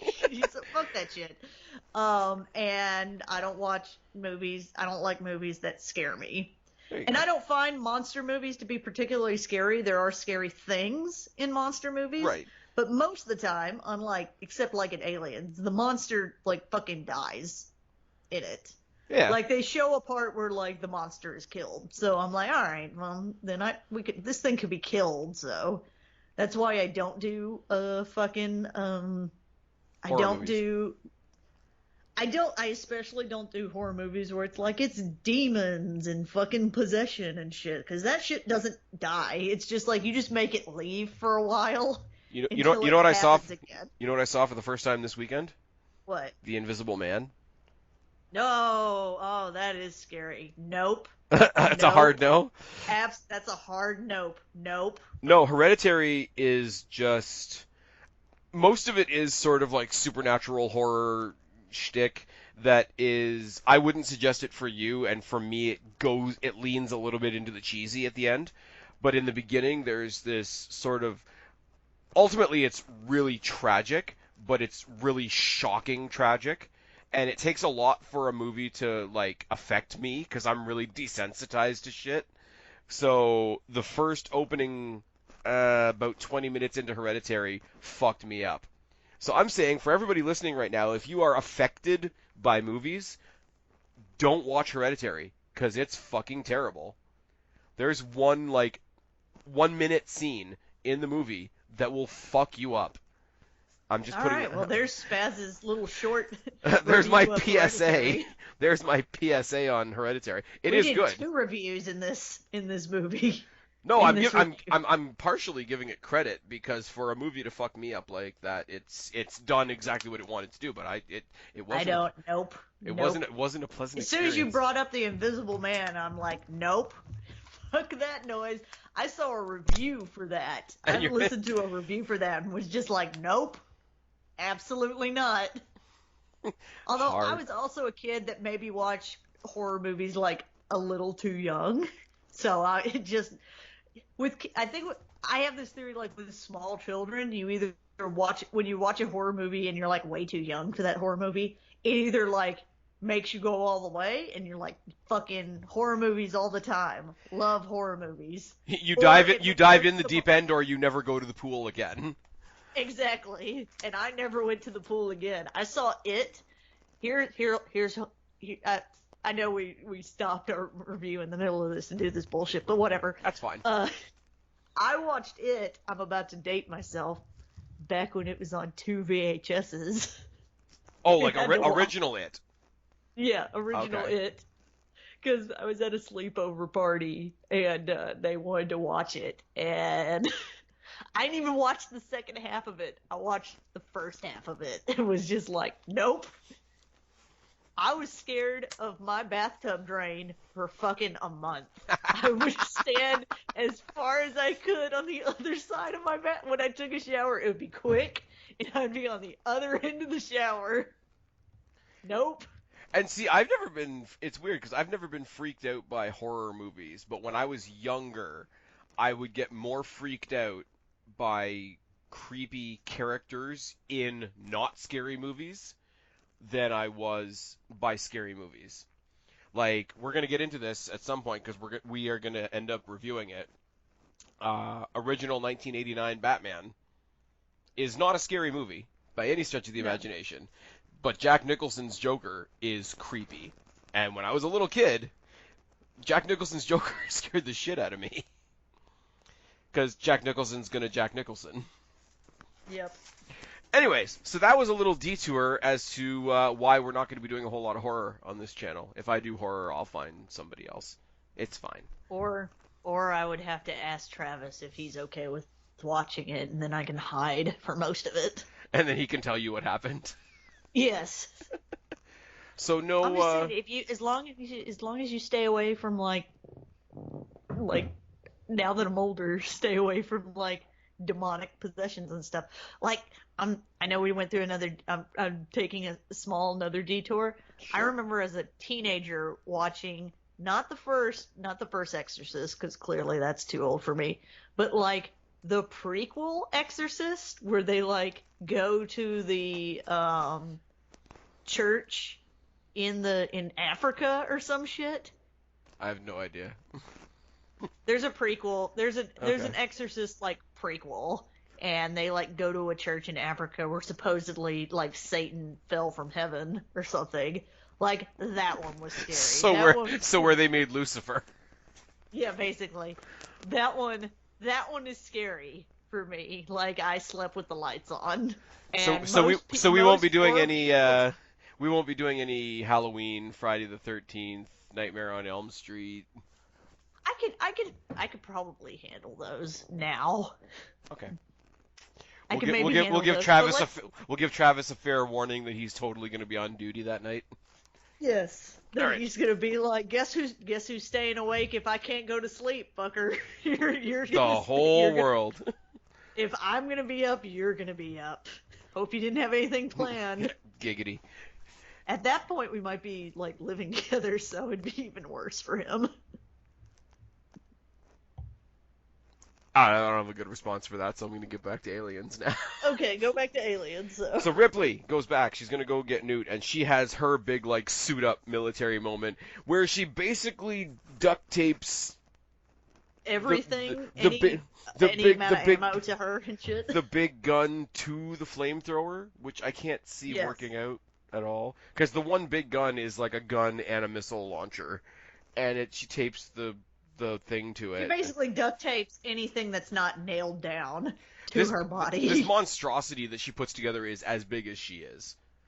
I mean, I don't want to imagine like what kind of fitness regime went into making this movie. I really, really don't. But she goes to find Newt. She tapes the tracker that she gave Newt to one of the guns, so it's right next to one of her sights, so she can find her. It's fine. She finds the tracker on the ground. And this is one of these things that movies does, right? It's you. Of course, she thinks she's dead. She has a moment where she's like, "No." No, but she thinks like all hope is lost, and then like immediately you know it's not. Yes. I'm gonna go to Rise of Skywalker. You've seen Rise of Skywalker, I assume. Yes. Where we think Chewie's dead, and then 5 minutes later we see that he's not. That he's not dead. It's totally a lot of things in Rise of Skywalker are totally pointless, but that in particular. But yeah, she finds the tracker on the ground, and Newt is trapped in the resin in the wall, like we saw other people in the things about to open up in front of her. Ripley follows the screams and kills a few aliens on the way. I like how when she's going to find Newt, killing a few aliens on the way is like this passive thing that she's doing, whereas the rest of the movie, these are the things that they've all been terrified of. So she's going all Mama Bear on their ass. It's true. It's true. Also, the heat exchange that they were worried about rupturing in like the first fight is starting to explode. So it's raining. There's aliens. The kid is stuck in the wall. The building is falling apart. It's doing all the movie things. All the tropes. They run out into an entire field of the facehugger aliens. We slowly pan around the field to, I guess, like the top, front, whatever end of the field, and you get the reveal of the Queen alien. And the Queen alien is fucking badass. And gigantic. It's like a regular alien, but like more. Oh no, but like if you look at the whole like skull structure, whereas the rest of the xenomorphs, they have that sort of that rounded sort of insectoid head. She's got like the big flare up. Oh like, yeah, that's true. Like almost the back of, like almost a triceratops without the horns. Mm-hmm. She's got a couple different sets of arms. The legs are doing stuff, and you know her birth canal's on the outside, which is always really awesome. And it's like hanging from the wall on one side, so like she's in the center and she's sort of like laying eggs to the left. It's a nice little setup that she's got going on. We see the Queen for the first time. Ripley like sort of gives her the "what now, bitch" type look, and then takes out the xenomorphs, because the xenomorphs come out at like sort of both sides, like they're like little agents in a mafia thing where like the mafia don has just snapped his fingers, because it's like one pops into one doorway, one pops into another doorway. It's almost comical, and Ripley just takes them out and then like blows up the area, launches a few grenades into a couple of the eggs, sets the entire egg field on fire, because you know we want to piss off the Queen. That's fine. The Queen sort of rips. We want to make sure that there are no more sequels. Oh wait. Well, there's only one more good one, so. We want to make sure there's no more sequels. Oh wait. Anyways, the Queen eventually removes herself, like her whole like I say, egg-laying apparatus is sort of like wrapped around the room, so she sort of rips that off and just sort of starts going after them, because that's what you do. Ripley's ammo runs out, because of course it does. They run to the elevator, they get up to the main platform where Bishop is supposed to be with the shuttle, and then... And he's not. And then, for reasons, the Queen is able to take the other No, elevator. the other, The it's other just like, elevator. there's just a moment where the Queen just walks into an elevator and bing, and you expect like do do do do do. That's what I was gonna say. That's what I was gonna say. Like, elevator music playing, and she's just hanging out. In an alternate universe, I want to see like the Queen alien in that other elevator, like on the security cam footage or something like that, just like looking at an imaginary watch, like listening to the music. Listening to like bullshit jazz that's on. Yeah. So initially they get up there and the shuttle's not there, so you get this like 10 seconds or so of, oh fuck, Bishop was a robot. Despair. Bishop was a robot. Bishop really was, working for the company. It's like, Bishop, god damn you! And then it comes back and picks them up and it's fine. And he just, like, he's apologizing out his ass like a robot definitely wouldn't do. Tries to explain that, like, oh, the platform was getting way too unstable, which it was, because the whole building was blowing up. And they try to take off, and sort of innocuously, the 1 foot of the shuttle just sort of catches on some debris. Can I make a joke that's going to make you roll your eyes? Probably. I have to say it. Hmm? Can I make a joke that's going to make you roll your eyes and say something? Something. I mean, I've done it to you enough. It would really be wrong of me to say no at this point. Maybe he's a Canadian robot. That's why he's apologizing.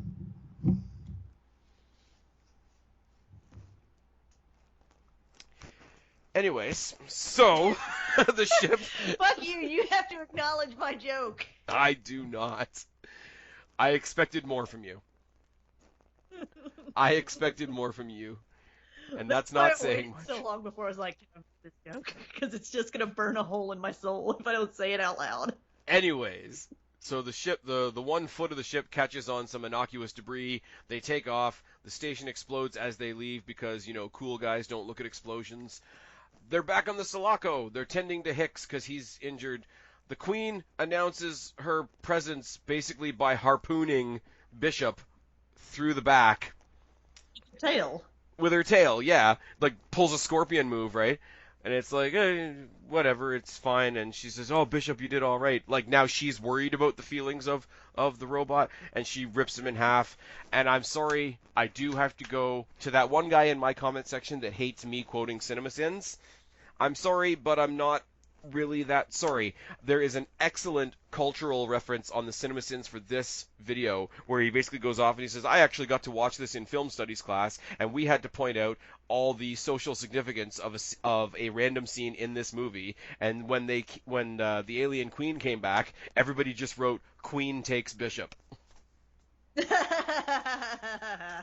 I'm like, I don't even play chess, and that's still good. Sorry, that's and then immediately when he lands and he's like all covered in like the thing goo, and it's just like Bishop looks like he's been part of maybe the best, maybe the most violent, maybe the worst orgy ever. Also, Bishop still helps during this fight scene, even though he's only half of himself.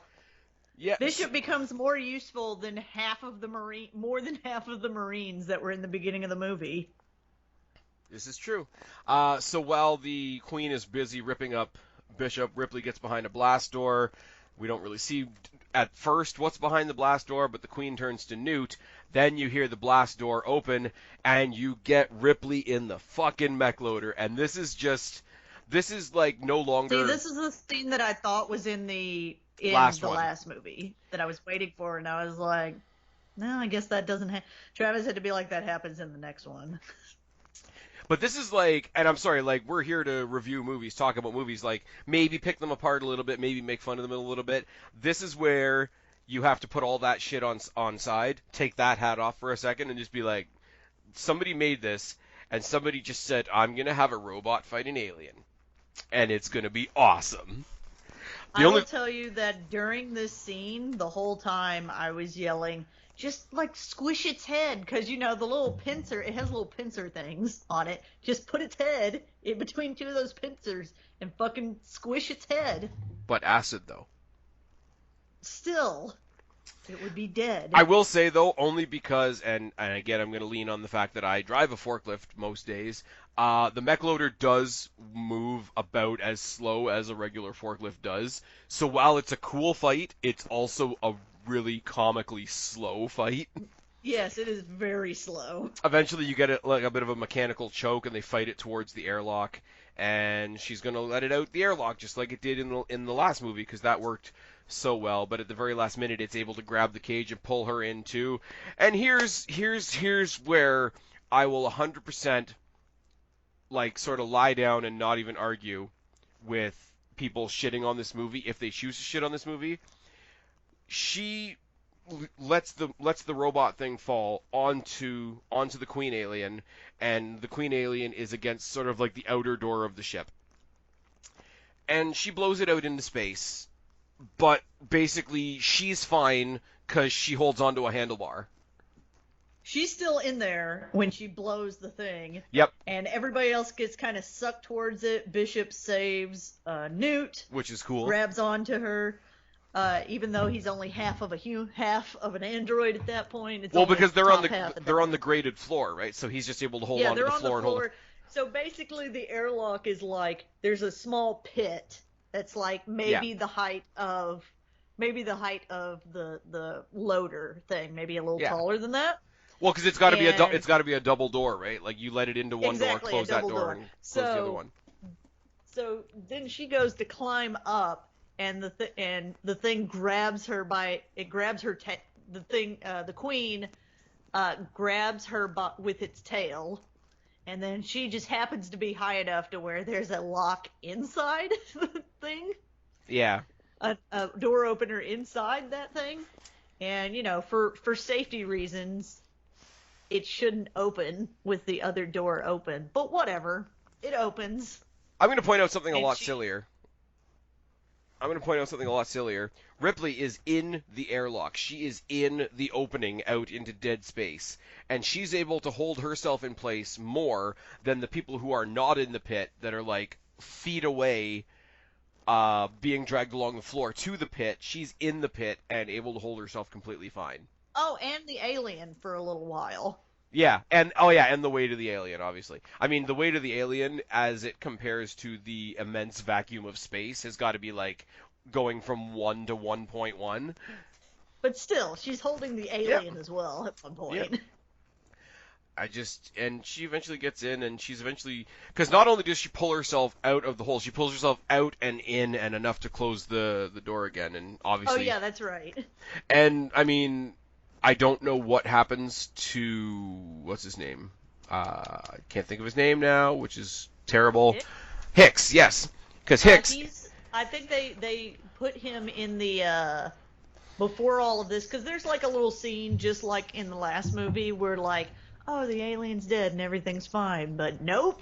There's like a small scene where they're like, getting shit ready and blah blah blah. And I think because they put because they're talking to Hicks when Ripley tells Bishop his chamber. I don't think he is though, because they're still looking at his head. Like Bishop's. Oh yeah, that's right. He's fucking knocked out. They're like he's knocked out, but he's sitting on the outside of the ship because Bishop's tending to his like head wounds when Ripley stops to tell him that he's done a good job, and then he gets concussion, basically. He's got a concussion. He's being tended to by Bishop, but they're outside the ship when that happens because when Ripley stops him to say that he did a good job, and then he gets harpooned by the Queen. I don't think anybody put Hicks back in the ship. So the guy that's out there in the open, unconscious, not able to hold on to anything, also totally fine. Didn't get sucked into space. It's fine. Because of reasons. And then they strapped him in. He's fine.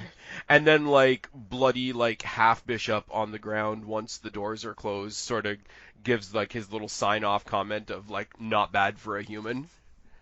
Mm-hmm. Which are sort of, I mean, I'm going to give you a little bit of a spoiler. It's actually not his last words. But, like, if you're watching just this movie, it's sort of like, hey, that's a quippy one-liner as your last words, whatever. So we do what we did last time. We get back into the shuttle. We get ourselves back down into our underwear because reasons. I have a bunch of different questions about this though, right? Because she doesn't have her cat now, but she's got a kid now. How does the kid fare in cryosleep? Why does the droid go in one of the cryosleep chambers?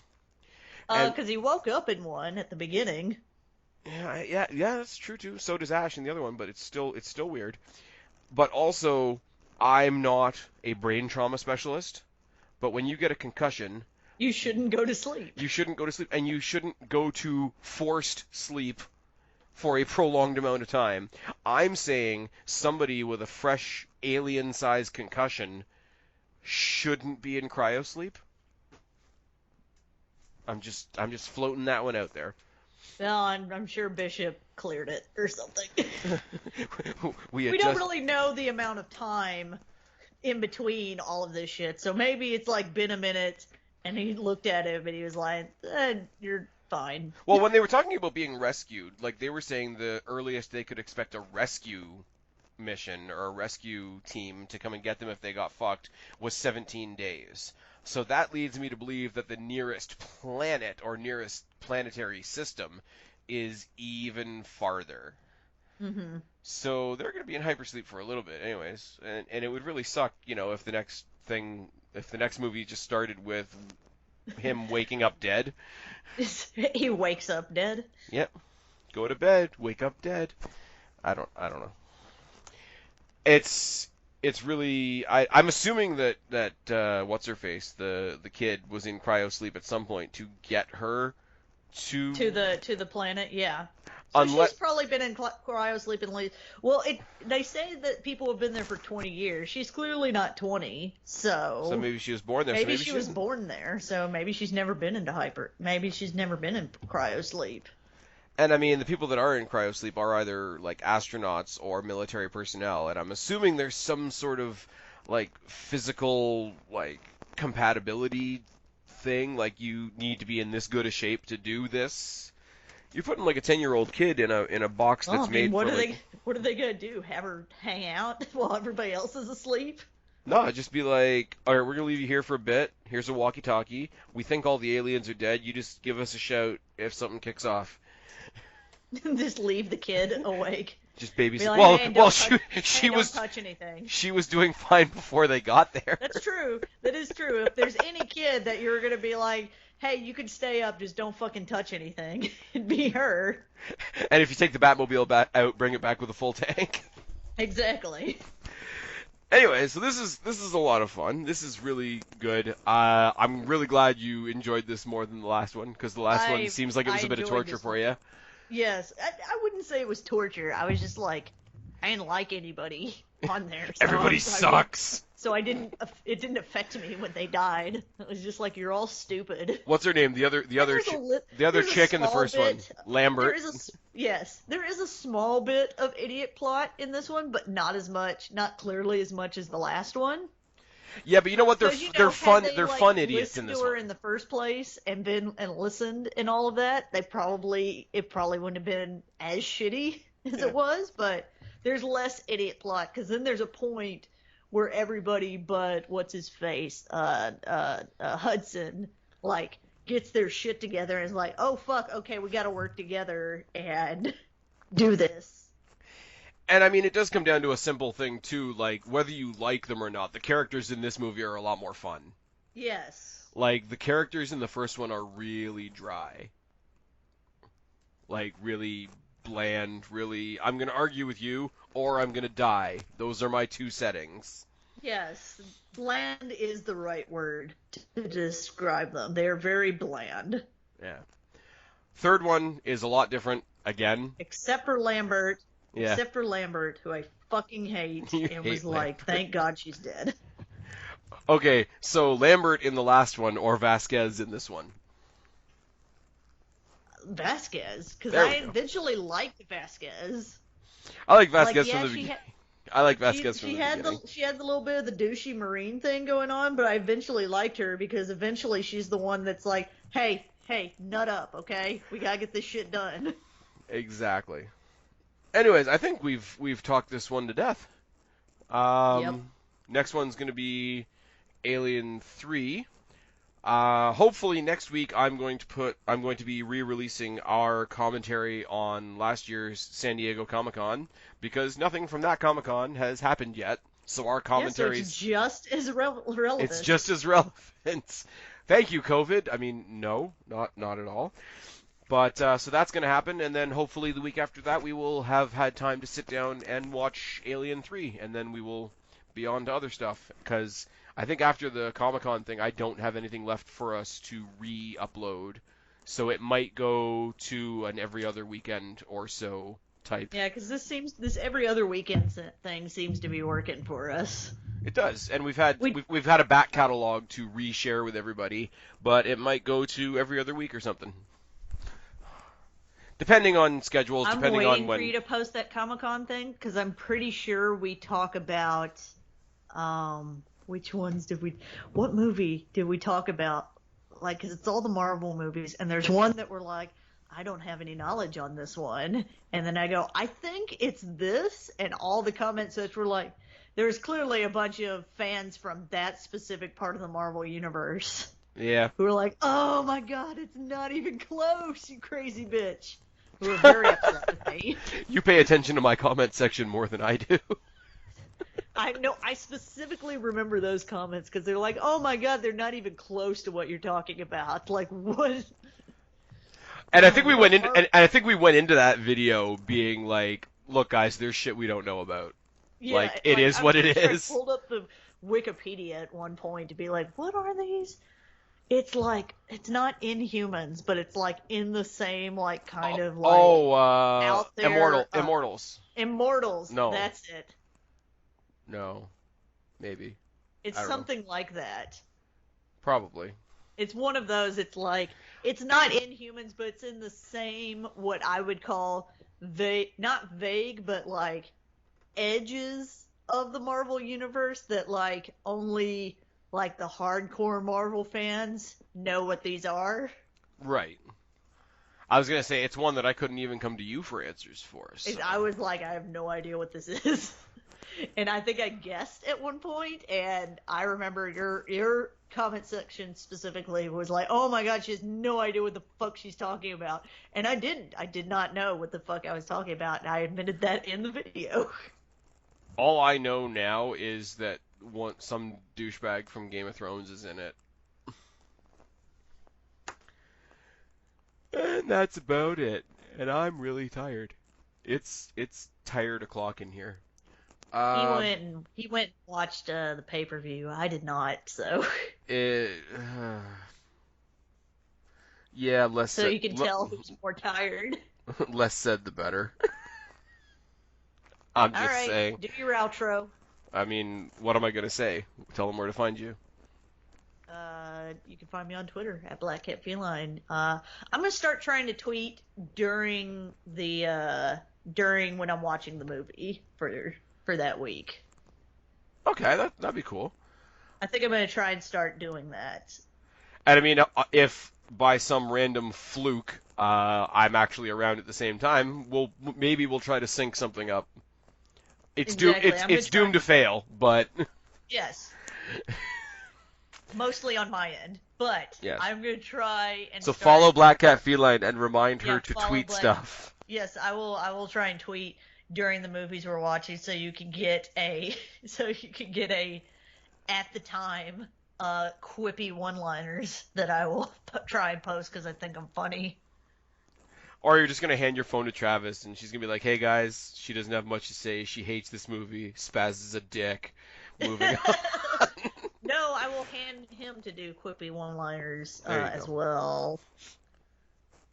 I feel like at this point we need to end the video or the movie review podcast with, "Hey, just shout out to Travis," because I think we end up talking about him in every pod, especially Godzilla. That's the only time I end up watching movies. I can't watch movies by myself because I either A, won't pay attention, or B, will fall asleep.